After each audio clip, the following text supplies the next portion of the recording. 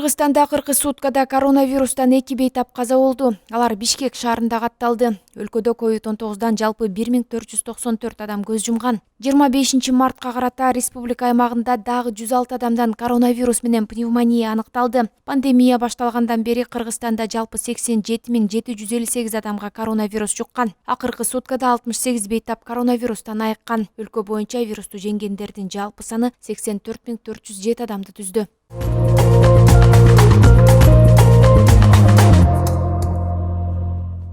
Саламаттык сактоо жана социалдык өнүктүрүү министринин орун басарлары Каратаев менен Үсөнбаев кызматтан бошотулду. Маалыматты аталган министрликтен ырасташты. Министрдин орун басарлары эмне үчүн кызматтан бошотулганын себеби азырынча белгисиз. Кошумчалай кетсек, Каратаев Мусаевич министрдин орун басары болуп 2018 жылдын июнь айында дайындалган. Ал эми Үсөнбаев өткөн жылдын 9 апрелинде министрдин орун басары башкы мамлекеттик санитардык дарыгер болуп дайындалган. Тиешелүү буйрукка ошондогу премьер-министр Мухамбеткалый Абылгазиев кол койгон.